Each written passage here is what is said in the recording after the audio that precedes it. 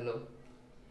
Previous lecture में हमने super profit निकाल रहे थे और उसको छोड़ा था number of year of purchase basis पे, वहाँ पे छोड़ दिया था।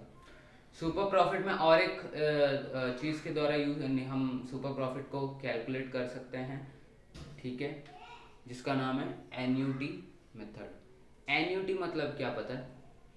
एन्यूटी मतलब ये है कि भाई मुझे बताओ,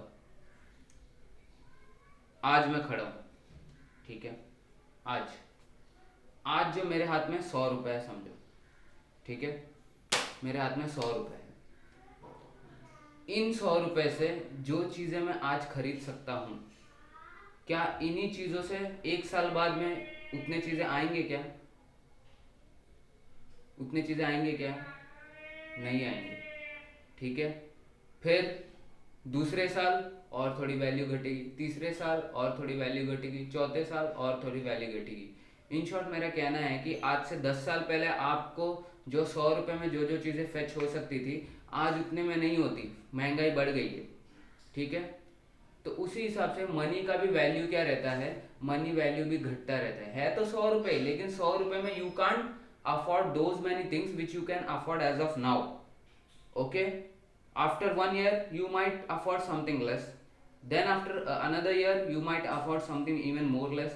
वैसे 100 रुपये में जो आप खरीद सकते हो उसकी वैल्यू हमेशा कम होते जाएगी, ठीक है, ओके। फॉर एग्जाम्पल आज के डेट में अगर मैं 10,000 में एक मोबाइल अफोर्ड कर सकता हूँ, सेम 10,000 में अगर 1 साल बाद लेके जाऊँ तो वो मोबाइल अफोर्ड नहीं कर सकता। अगर मुझे और फंक्शन वाले मोबाइल चाहिए तो आई हैव टू, मतलब कहने का मतलब यही है कि वैल्यू हमेशा 100 तो रुपये रहेगा ही, लेकिन 100 रुपये में जो जो मैं खरीद सकता हूँ वो कम हो जाएंगे। वो क्यों? क्योंकि रेट बढ़ जाते तो उतना मैं प्रोडक्ट खरीद नहीं सकता सेम 100 रुपये में, ठीक है। तो ये जो वैल्यू रिडक्शन है ना इन द मनी, इसी को बोलते हैं एन्यूटी। ये जो वैल्यू रिडक्शन है इसी को बोलते हैं एन्यूटी, ठीक है। तो अब हमारा सुपर प्रॉफिट जो हमने प्रीवियस केस में निकाला था, सेम सुपर प्रॉफिट जैसे उसमें निकाला वैसे ही आएगा, क्या? 25,000 रुपीज, ठीक है। फिर number of year of purchase में क्या किया था, ये 25,000 को इंटू कर दिया था जितना भी number of year of purchase है, तो हमको गुडविल मिल गया था। लेकिन एन्यूटी मेथड में अगर आपको गुडविल निकालना है, किसमें? एन्यूटी मेथड में, ओके। तो आपको क्या करना है इस केस में? सबसे पहले ईयर कितने सालों के लिए है भाई, ठीक है, कितने सालों के था? 1 2 3। Number of year of purchase कितना था? 3, ठीक है। बट इसको हम एन्यूटी बेसिस पे निकाल रहे हैं, तो गुडविल का, सुपर प्रॉफिट का यहाँ तक का कैलकुलेशन सेम रहेगा। कहाँ तक का कैलकुलेशन? यहाँ तक का कैलकुलेशन सेम रहेगा। माने क्या?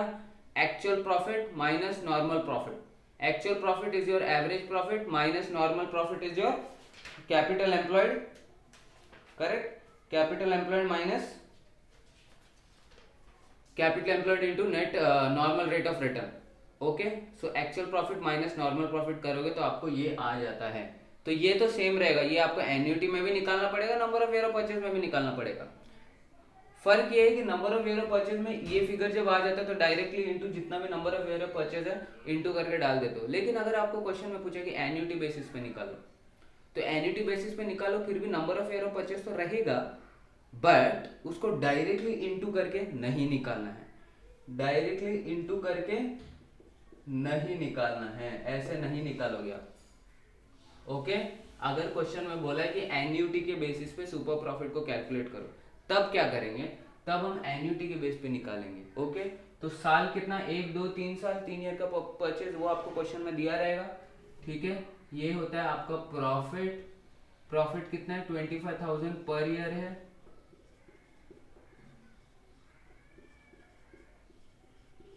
ठीक है। अब आपको लगाना है एन्युटी फैक्टर। क्या लगाना है?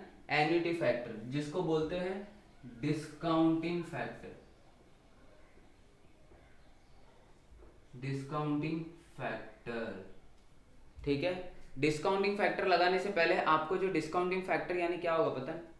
इस केस में तो दिया नहीं है, बट जो आपका रेट रहेगा ना, नॉर्मल रेट ऑफ रिटर्न, उसी को आप डिस्काउंटिंग फैक्टर लोगे। तो नॉर्मल रेट ऑफ रिटर्न कितना है? 15%। Discounting factor at the rate 15%। कहने का मतलब ये है जो 100 रुपये आज के डेट में मुझे फेच करेगा, नेक्स्ट ईयर में 15% से उसकी वैल्यू घट जाएगी। रहेगा 100 रुपये, लेकिन 15% से वैल्यू घट जाएगी। इन द सेंस जो 100 रुपये में जो जो चीज़ें मुझे मिलेंगी, कल चल के वो 100 रुपये में नहीं मिलेंगी। ठीक है, तो इन शॉर्ट अगर देखा जाए तो जो 100 रुपये आज के डेट में एक साल बाद इसी 100 रुपये की वैल्यू हो जाएगी 85। ठीक है, इसी 100 रुपये की वैल्यू हो जाएगी 85, फिर इसी 85 की वैल्यू और कम होते जाएगी। क्लियर, समझ में आ रहा है? तो देखो, तो आज के डेट में मुझे पता चल गया कि भाई 25,000 प्रॉफिट है। क्या? सुपर प्रॉफिट है। अब सुपर प्रॉफिट के बेस पे गुडविल निकालना है, और गुडविल बोलते हैं कि भाई एन्युटी बेसिस पे निकालो। एन्युटी बेसिस बोलते हैं कि भाई आपको जो है एक्चुअल में वो पैसा कितना फेच करेगा, या उस पैसे की वैल्यू कितनी रहेगी। फेच की छोड़ दो, इस पैसे की वैल्यू एक साल बाद कितनी होगी, 2 साल बाद कितनी होगी, और 3 साल बाद कितनी होगी, ये हमें निकालना रहता है। तो वो कैसे निकालेंगे? अब ये जो चीज है ना, ठीक है, इसको कहीं पेज के ऊपर नोट बना के लिख लो। इसको कैसे कैलकुलेट करना है पता है? फर्स्ट ऑफ ऑल आपको क्वेश्चन में दिया रहेगा, और अगर नहीं दिया है, अगर क्वेश्चन में नहीं दिया है तो कैसे निकालोगे? देखो, कैलसी कहाँ पे?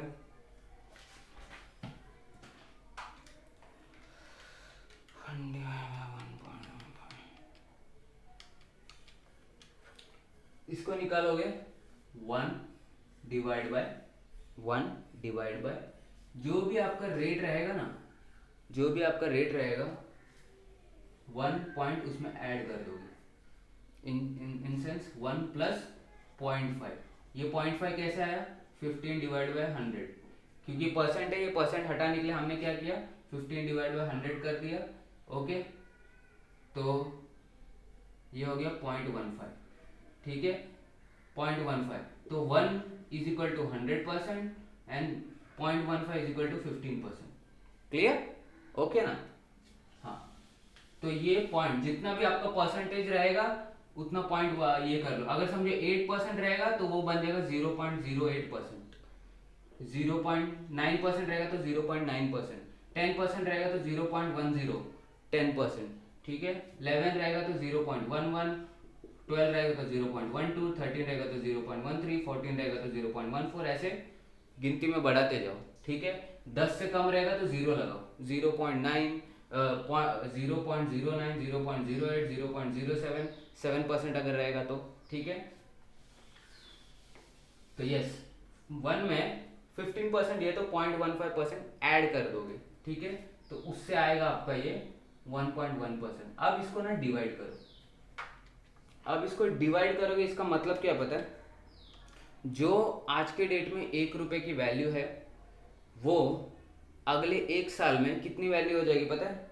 1 डिवाइड बाय 1.15 करोगे तो जो जीरो ईयर में जहाँ पे मैं इनिशियली खड़ा हूँ आज के डेट में, वहाँ पे 1 रुपए की वैल्यू 1 रुपए है। लेकिन 1 साल जब हो जाएगा तो उसकी वैल्यू हो जाएगी 0.870। एक्चुअली आता है वैल्यू 0.86956 डॉट डॉट डॉट, बहुत सारी चीजें आती हैं, बट हमें क्या लेना है? 3 डेसिमल लेना है। तो 3 डेसिमल लेते होंगे, चौथा अगर 5 से कम रहेगा, यानी 4 3 2 1 रहेगा, तो लेंगे 69। ठीक है, ओके ना? लेकिन अगर 5 6 7 8 9 10 तो छोड़ ही दो, तो कितना लेंगे? उस केस में लेंगे 0.87, यानी कैरी फॉरवर्ड करके ले लेंगे। ठीक है, इतना क्लियर? तो 5 से कम रहेगा तो कैरी फॉरवर्ड नहीं करेंगे, चौथा वाला डिजिट का अगर रहेगा तो कैरी फॉरवर्ड करके ले लेंगे। ओके, तो 1 रुपए का वैल्यू कितना रहेगा पहले साल में?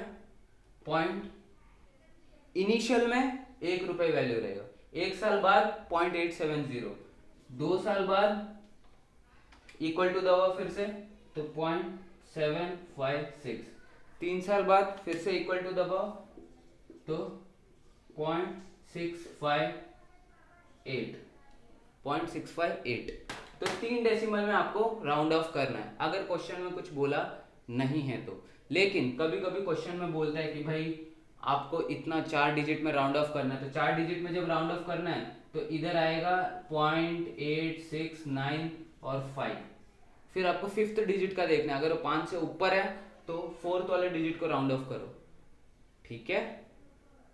जैसे मैंने इधर अभी थर्ड डिजिट वाले को 0.869 से 0.70 थर्ड वाले डिजिट को राउंड ऑफ कर दिया, क्लियर। बट अगर क्वेश्चन में कुछ बोला नहीं है तो आपको ऐसे लेना, 3 डिजिट में राउंड ऑफ करके ले लो, ओके।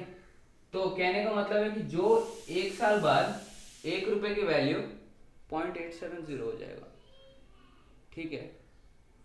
2 साल बाद 0.756 हो जाएगा। अब आप लोग सोच रहे हो सर समझ में नहीं आ रहा है, 1 रुपए तो 1 रुपए ही रहेगा, वो थोड़ा ना घट के 0.85 बन जाएगा, वो थोड़ा ना, जैसे कि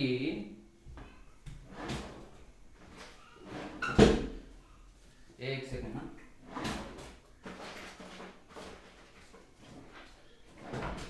जैसे कि अभी 100 रुपीज है, करेक्ट, ये 100 रुपीज है, ये आज भी 100 रुपीज ही रहेगा। अगर मैं इसको रखूंगा तो 1 साल बाद भी उठाऊंगा तो ये 100 रुपीज ही रहेगा। आज भी 100 रुपीज रहेगा, 1 साल बाद उठाऊंगा तो भी 100 रुपीज रहेगा, 2 साल बाद उठाऊंगा तो भी 100 रुपीज ही रहेगा। पैसे तो उतने ही रहेंगे, लेकिन जब मार्केट में आप इसको लेके जाओगे कुछ खरीदने के लिए, तो मुझे बताओ आज के डेट में 100 रुपए में जो मिलेगा 1 साल बाद नहीं मिलेगा, 2 साल बाद नहीं मिलेगा, 3 साल बाद नहीं मिलेगा। जो आज के डेट में मिल रहा है वो 1 साल बाद 2 साल बाद नहीं मिलेगा। क्यों?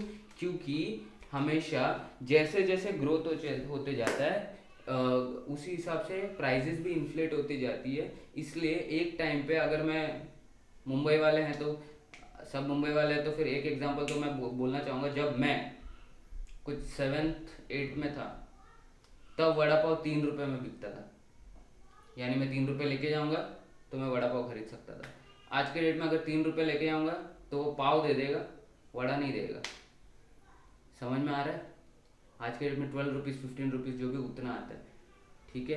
तो बोलने का मतलब क्या है, जो चीज़ आप 3 रुपये में खरीद सकते थे आज वो नहीं खरीद सकते, उतने में नहीं खरीद सकते। इसका मतलब क्या, 3 रुपये की वैल्यू घट गई है, करेक्ट, घट गई है, ठीक है। और पैसे डालने पड़ेंगे, और पैसे डालने पड़ेंगे वो चीज़ खरीदने के लिए। तो और पैसे कब डालने पड़ेंगे, जब ये आपके पैसे का वैल्यू घट गया, जो 1 रुपये में आता था आज के डेट में कम हो गया, तभी तो और पैसे डालने पड़ेंगे।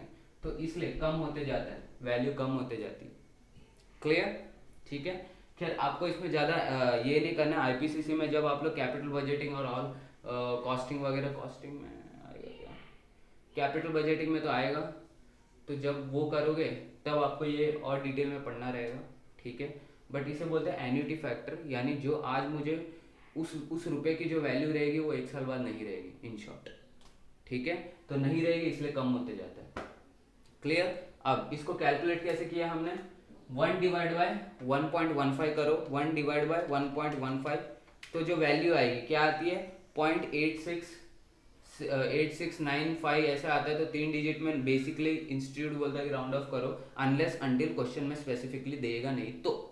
अगर स्पेसिफिकली कुछ क्वेश्चन में दे रहा है कि ऐसे ही करना तो वैसे ही करना, अगर कुछ नहीं दिया तो ऐसे ले लो, ठीक है। फिर उसके बाद इक्वल टू दबाया था ना, फिर पहले साल के लिए जो पहला इक्वल टू दबाया, दूसरे साल के लिए और एक इक्वल टू दबाओ तो दूसरे साल का एन्युटी आ जाएगा, तीसरे साल के लिए और एक इक्वल टू दबाओ तो तीसरे साल का आ जाएगा, ओके। समझो, कभी कभी क्वेश्चन में रहेगा कि भाई, हाँ वो मैं आगे बताता हूँ, चलो अभी फिर एक साथ वो बम्बार्डमेंट हो जाएगी, ठीक है। तो वैल्यू आ गई है, चलो डाल दो, वैल्यू डाल दो, ठीक है, कि भाई 0.870, 0.756, 0.658, ठीक है। इसको कॉपी कर लेना ऊपर कहीं भी नोट लिख के, ठीक है। मैं मिटा रहा,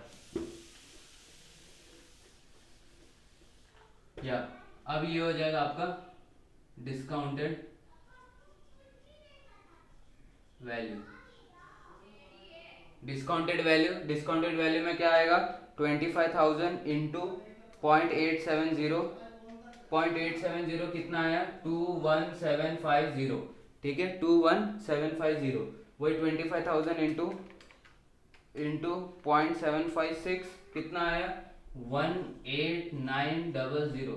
देख रहे हो आप, जो 25,000 आज के डेट में 25,000 कहलाएगा, वो एक साल बाद कितना उसकी वैल्यू, एक्चुअल में जब मार्केट में जाओगे तो उसकी वैल्यू कितनी होगी 21,750। इसकी 2 साल बाद जाओगे तो 18,900। 3 साल बाद जाओगे तो 25,000 इंटू 0.65, 25,000 इंटू 0.658, तो कितना आता है 16,450। अब इसको टोटल करो, कितना आएगा 21,750 plus 18,900 plus 21,750 plus 18,900 plus 16,450 is equal to 57,100, 57,100. This will be your value of goodwill. अब देखो, number of year of purchase के बेसिस पे निकाला तो 75,000 आया था, वही एन्यूटी बेसिस पे निकाला तो 57,100 आया। कितना है 57,100। अब आप पूछोगे सर अप्रोप्रिएट तरीका कौन सा है, तो मार्केट में अप्रोप्रिएट तरीका ये इसको फॉलो करता है, एन्यूटी फैक्टर को लेना ही पड़ता है। एन्यूटी फैक्टर को लेते हैं इसीलिए आपको जब एफडी रखते हो ना बैंक में जाकर, इसीलिए आपको इंटरेस्ट देते हैं। कोई वो लोग उपकार नहीं कर रहे आप पर, इंटरेस्ट देके हमें लगता है कि अरे वाह वाह इंटरेस्ट मिल रहा है, क्या बात है इंटरेस्ट मिल रहा है। वो लोग कुछ नहीं कर रहे, जो आज के डेट में उस रुपए की वैल्यू जितनी है ना, उसमें इंटरेस्ट लगा के 5 साल बाद जब निकल के आएगा तो भी वैल्यू उतनी ही रहती है। क्यों, जैसे कि मैंने बोला ना वैल्यू घट जाती है। तो वो लोग क्या कर रहे हैं, समझो आपने 1 साल के लिए एफडी बनाया, ठीक है, एफडी बनाया, पैसे आज दिए तो आज कितना वैल्यू है इनिशियल स्टेज पे 25,000। 1 साल बाद लोगे, वो लोग क्या करेंगे, सिंपली आपको इसमें 25,000 तो रहेगा, 25,000 की वैल्यू कितनी रहेगी, इतनी रहेगी, मार्केट वैल्यू बोल रहा हूँ। देंगे तो 25,000 ही आपको, बट उस 25,000 में मतलब स्पेंडिंग जो है ना, आई मीन जितना आप फेच कर सकते हो उतना नहीं मिलेगा, ठीक है, करेक्ट। अरे जैसे लेके जाओ मोबाइल, जैसे लेके जाते हो मोबाइल, आज के डेट में 10,000 नया फ़ोन मिलेगा, 1 साल बाद कितना मिलेगा 8,500। दूसरे साल वैल्यू घट गई, तीसरे साल और वैल्यू घट गई। वैसे ही जो आज के डेट में मैंने बोला था वड़ा पाव में 3 रुपये में वड़ा पाव मिलता था, आज के डेट में 3 रुपये लेके आऊँ तो मिलेगा क्या, नहीं मिलेगा ना, ठीक है। तो सेम मतलब उसमें वैल्यू में डिराइव करूँगा तो ये 25,000 का वैल्यू विल बिकम दिस। तो आपको बैंक क्या देगा, बैंक आपको 25,000 ही देगा, ठीक है। लेकिन इस 25,000 से आप इतना ही वैल्यू का, मतलब ये 25,000 में आपको इतना ही वैल्यू का गुड्स मिलने वाला है अगर आप मार्केट में लेके आओ, क्योंकि महंगाई बढ़ गई है, महंगाई बढ़ गई है। तो वो क्या करेगा और ऐड करके देगा, कितना इन दोनों का डिफरेंस देखो कितना, 32500, यानी टोटल आपको देगा 283,250। तो बताओ इसमें उसने, अरे लैक्स में चला गया, 28,250 को देगा। तो क्या उपकार कर दिया आपने, मेरे ख्याल से बाउंसर जा रहा होगा ये, वैसे भी पोर्शन में नहीं, ये तो एडिशनल ऐसे ही बता दिया, इधर आपके ऊपर उपकार कुछ नहीं किया, सिंपली आपका जो आज के डेट में वैल्यू है जब वो आपको रिटर्न भी करता है ना उतना ही वैल्यू रहता है। क्यों, विद इंटरेस्ट सब ऐड करके उतना ही वैल्यू रहता है। कोई आप पे उपकार नहीं कर रहा है या कोई ज़्यादा आपको इंटरेस्ट नहीं दे रहा है, ये बस एक गिमिक है कि हम इतना 8% दे रहे हैं, 9.5% दे रहे हैं, ऑल दैट, ठीक है।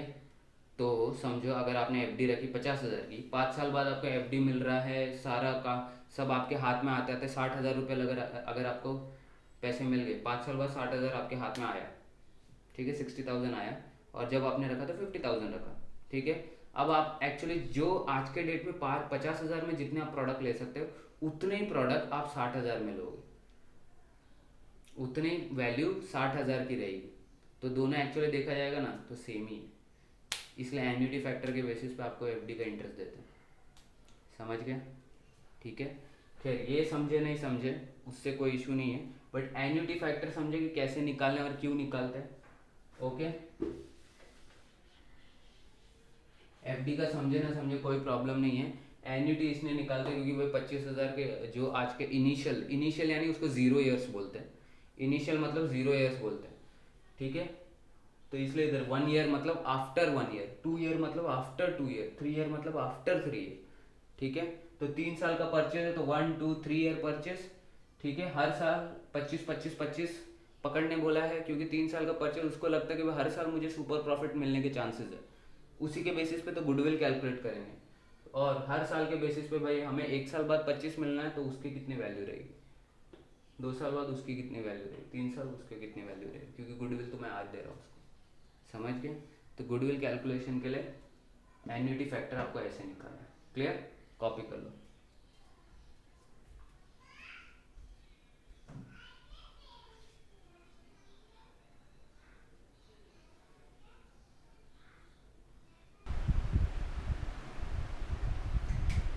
या अब हम जो मेथड देखेंगे, बेसिस देखेंगे, वो है कैपिटलाइजेशन बेसिस। कैपिटलाइजेशन बेसिस, ठीक है। कैपिटलाइजेशन बेसिस का फॉर्मूला है goodwill is equal to, goodwill under capitalisation basis is equal to normal capital minus actual capital minus capital minus actual capital. Now what is actual capital? Actual capital is the amount invested in the business, amount invested in the business, जिसको हम capital employed भी बोलते हैं, जिसको हम capital employed भी बोलते हैं, ठीक है। तो एक्चुअल प्रॉफिट का एक्चुअल कैपिटल का मतलब है कि भाई जो अमाउंट आपने बिजनेस में डाला, ठीक है। बिजनेस में पैसे डाले बिना तो ना, बिजनेस में पैसे डाला मतलब कैसे डाला, कैपिटल के तौर पे लेके आए पैसे, या लोन लेके बिजनेस में लेके आए पैसे। दो ही तो सोर्स है, या तो खुद का पैसा या तो बैंक से लिया, या तो खुद का पैसा या तो बोरो करोगे। ये दो ही तो सोर्स हैं, और कौन से सोर्स हैं? आसमान से तो नहीं टपकेगा, ठीक है। तो या तो खुद का पैसे डाल रहे हो बिजनेस में, या तो बोरो करके लाके पैसे डाल रहे हो, ठीक है। पैसे डाल रहे हो इन द सेंस उससे एसेट खरीदोगे, ऑपरेशन स्टार्ट करोगे ना, ऑल दैट, ठीक है ना। सो तो जैसे कि समझो बैलेंस शीट है, ये खुद का पैसा कैपिटल के नाम से आएगा, इधर कैश बैंक खड़ा हो जाएगा, ठीक है, करेक्ट ना। और बोरो करोगे तो लोन के नाम से आएगा, इधर फिर से कैश एंड बैंक खड़ा हो जाएगा, ठीक है। तो खुद का पैसा और बाहर से जो लिया, ये दोनों मिलकर आपका कैपिटल इन्वेस्टेड है, ठीक है। Capital invested in the business. Now ये तो एक्चुअल कैपिटल आपको समझ गया कि भाई जितना कैपिटल बिजनेस में इन्वेस्ट किया। ये क्या है, ये क्या है, ये है आपका average profit, average profit divide by normal rate of return, जिसका दूसरा नाम है NRR। I am repeating my self again, average profit divide by normal rate of return, ठीक है। इसका कहने का मतलब ये अभी नॉर्मल कैपिटल को हम से क्या प्रूव क्या करना चाहते हैं पता है? कि जैसे समझो मैंने बिजनेस में 1 लाख रुपए डाले, कितना डाले, 1 लाख रुपए डाल दिए, 1 लाख रुपए डाल दिए, ठीक है। और मैं एक्सपेक्ट कर रहा हूँ कि भाई मुझे ना 1 लाख रुपए डाला ना, मेरा एक्सपेक्टेशन है कि भाई मेरा बिजनेस मुझे एक 15% के हिसाब से मुझे रिटर्न आएगा हर साल। कितना आएगा? 15% के हिसाब से रिटर्न आएगा, 15% के हिसाब से रिटर्न आएगा। जिसका मतलब क्या है, 1 लाख पे 15 मतलब कितना आना चाहिए एक साल में? 15,000 एक साल में आना चाहिए। एक साल मैंने डाला तो 15% के हिसाब से रिटर्न आएगा, मतलब रिटर्न मतलब वही प्रॉफिट, ठीक है। तो प्रॉफिट कितना आना चाहिए? 15,000 आएगा तो भाई हाँ मैंने जितना डाला उतना एस्टिमेशन के हिसाब से मुझे मिल रहा है, okay. But tell me one thing, अगर मुझे 20,000 मिल रहा है तो 20,000 मिल रहा है तो 20,000 मिल रहा है तो सोचो कि सर यहाँ पे अगर फर्म को 20,000 मिल रहा है, इसका मतलब क्या है? 20% प्रॉफिट आ रहा है, जितना उसने इन्वेस्ट किया उसका 20% प्रॉफिट मिल रहा है, उसका एस्टिमेशन कितना था 15, मिल रहा कितना है 20, डिफरेंस कितना है 5%। क्या लगता है ये 5% profit over and above normal profit? क्या है ये? क्यों ओवर एंड अबव? आपका नॉर्मल प्रॉफिट का एस्टिमेशन कितना था 15% ही, लेकिन फिर भी 5% ज़्यादा हो रहा है। क्यों? या तो लोगों को आपका बिजनेस पसंद आया, या तो लोगों को आपका जो प्रोडक्ट दे रहे हो वो पसंद आया, कुल मिला के आपका नाम है, आपका बिजनेस चल पड़ा है, तभी तो over and above normal profit आ रहा है। ठीक है, तो ये जो नाम चल पड़ा है यानी क्या है? गुडविल। करेक्ट, जो नाम चल पड़ा है वो क्या है? गुडविल। तो बस वही तो निकाल रहा हो। ठीक है, तो इधर लेकिन कैपिटल मेथड में क्या करना पड़ेगा पता है? इधर इसमें ऐसा पकड़ना पड़ेगा कि भाई अगर 20,000 मेरा जो आया है वो 20% है तो 100% कितना? 100% कितना? तो अगर क्रॉस मल्टीप्लाई करोगे तो 100% कितना होगा बताओ? मेरे ख्याल से लगभग 20,000, सॉरी सॉरी सॉरी, ये 20,000, ये 20% नहीं आएगा, रुको, इतना तो हो गया ना, इधर तक समझ गए? ठीक है, तो एक क्वेश्चन लेते हैं। ठीक है, एक क्वेश्चन लेते हैं। फॉर एग्जांपल इधर बुक में कोई क्वेश्चन दिखाई है? हाँ, बुक में बोला है कि भाई इधर कोई क्वेश्चन है? कैपिटलाइजेशन मेथड पर तो नहीं है कोई क्वेश्चन। हाँ दिया, समझो कैपिटल इन्वेस्टेड,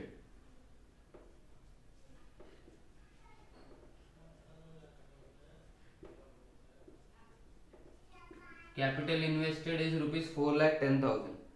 ठीक है, capital invested in the business is ₹4,10,000। मतलब क्या है ये? एक्चुअल कैपिटल, जितना एक्चुअली आपने इन्वेस्ट किया। Correct, actual capital. और बोला है कि नॉर्मल एक्सपेक्टेशन जो इन्वेस्टर का था, बिजनेस में जो इन्वेस्ट किया है ये लोग ने, इनका नॉर्मल रेट ऑफ रिटर्न का एक्सपेक्टेशन था कितना? 12%। यानी एक साल में जितना मैंने पैसा डाला है उसका 12% मुझे रिटर्न मिल जाएगा प्रॉफिट के रूप में। ओके, अब एवरेज प्रॉफिट कितना अर्न किया है? एवरेज प्रॉफिट अर्न किया है ₹60,000। एवरेज प्रॉफिट अर्न किया है ₹60,000। ठीक है, हाँ, तो अभी कैलकुलेट करना है कि भाई गुडविल कितना है। ठीक है, गुडविल कितना है, तो ये क्वेश्चन लिख लो, इतना पूरा लिख लो। ठीक है, उसके बाद मैं सोल्यूशन लिखूंगा मिटाकर, तो लिख लो।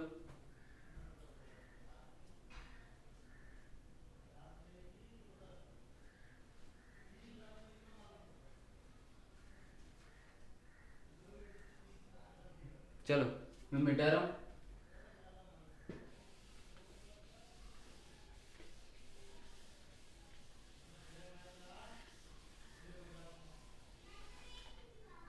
ठीक है, तो अभी देखो हमारा फॉर्मूला क्या बोलता है? गुडविल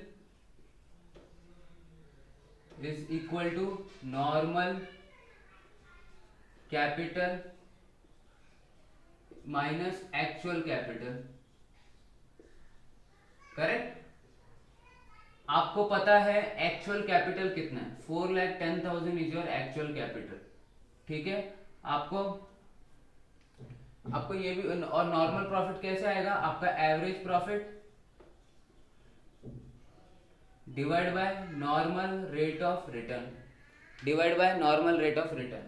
तो ये कैसे आएगा? एवरेज प्रॉफिट है आपका 60,000 डिवाइड बाय, हमेशा याद रखना जब भी आप डिवाइड करते हो, ठीक है, तो उसको डेसिमल बेसिस पे लेने का।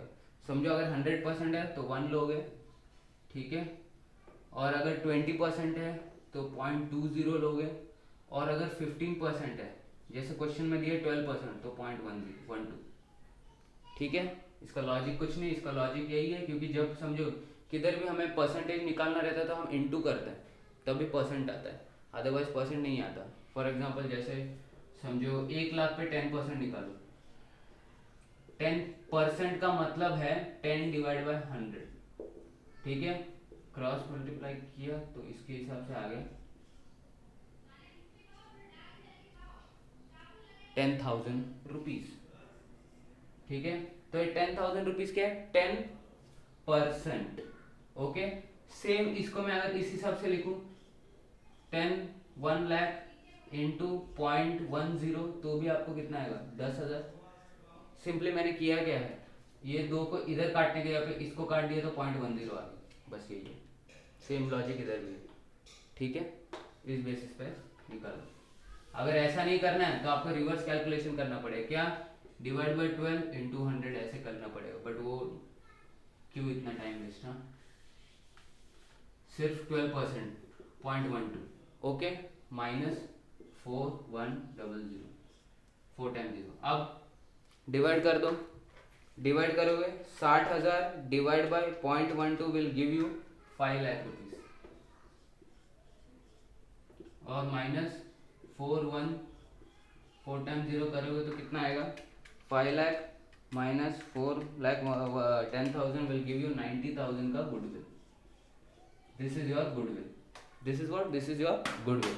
नाउ आपके मन में डाउट आ रहा होगा कि सर ये 5 लाख मतलब क्या है, क्या है। एक्चुअल में इन्वेस्ट कितना किया था 4,10,000, ठीक है। 4,10,000 पे उसने रिटर्न कितना एक्सपेक्ट किया था 12%। कितना आना चाहिए, मतलब 4,10,000 पे इंटू 12% लगाओगे तो 49,200 रुपीज एक साल का आना चाहिए करके उसका एस्टिमेशन था, ठीक है। क्या था एस्टिमेशन, लेकिन आया कितना 60,000, यानी 10,000 रुपये ज़्यादा है, 60,000 आ गए, ठीक है। तो 60,000 के हिसाब से ओके 60,000 के हिसाब से अगर ये 60,000 मैं पकड़ रहा कि भाई 60,000 अगर मेरा प्रॉफिट आया है, ये अगर 12% है तो 100% कितना हो सकता है, ठीक है। तो कितना मैं अगर इन्वेस्ट करता तो मुझे 60,000 12% के हिसाब से आता, वो मैं निकाल रहा हूँ। तो कितना इन्वेस्ट करता 5 लाख अगर मैं इन्वेस्ट करता, कितना 5 लाख अगर मैं इन्वेस्ट करता और 12% का एक्सपेक्टेशन रखता, तब जाके मुझे 60,000 आते, ठीक है। तो ये मेरा एक्सपेक्टेड क्या, ये इतना मैं करता तो 60,000 आता, लेकिन इतना तो मैंने किया नहीं। मैंने कितना किया 4,10,000 ही किया, 4,10,000 किया, लेकिन रिटर्न किसके बेस पे मिला 5 लाख अगर इन्वेस्ट करता तो जितना रिटर्न आता उसके बेस पे मुझे रिटर्न्स आए हैं। समझ में आ रहा है, इतना मैंने नहीं किया, इतना ही मैंने किया। तो जो ज्यादा ओवर एंड अबव प्राइस है ना, वो क्या है goodwill. I am enjoying the goodwill. Goodwill की वजह से बेनिफिट कितने का हो रहा है मेरा, देखा जाएगा तो 10,000 का जो भी डिफरेंस है 60,000 और 49,200 में जो भी डिफरेंस है, ठीक है, उसका मैं बेनिफिट एंजॉय कर रहा हूँ। क्लियर। तो आपको कैलकुलेट क्या करना है कि भाई 60,000 के हिसाब से अगर मैं कितना पैसा डालता, इतना पैसा डालता तो 60,000 का रिटर्न आता मुझे, तो उतना तो पैसा मैंने डाला नहीं है। मैंने कितना डाला है 4,10,000, तो जो 90,000 है ना, ये हो गया आपका गुडविल, नाम के वजह से बेनिफिट आ रहा है आपको। समझ गए। तो ऐसे कैलकुलेट करना है आपको कैपिटलाइजेशन मेथड। अभी कभी क्वेश्चन में दिया रहेगा आपको ये जो एनआरआर ना, normal rate of return question में दिया रहेगा, ठीक है। एवरेज प्रॉफिट क्वेश्चन में नहीं दिया रहेगा, या दिया रहेगा तो डायरेक्ट लो, नहीं दिया रहेगा तो वही वेटेड एवरेज या सिंपल एवरेज निकाल के एवरेज प्रॉफिट को निकालो, ठीक है। तो उसके हिसाब से करो। कभी कभी क्वेश्चन में दिया रहेगा कि रिस्क फ्री रिटर्न या risk return and market return, तो सबको ऐड वेड करके ये रिटर्न डिराइव करो। आपको उसमें डेप्थ में नहीं जाना है अभी ये केस में, डेप्थ में आगे आप जब आईपीसीसी में पढ़ोगे तब डेप्थ में उधर बताया पोर्शन में कवर है, तो वहाँ पे आप कवर कर लेना, ठीक है। यहाँ पे इट्स नॉट रेलेवेंट, ठीक है। तो कैपिटलाइजेशन मेथड आपका ये है, देख लो।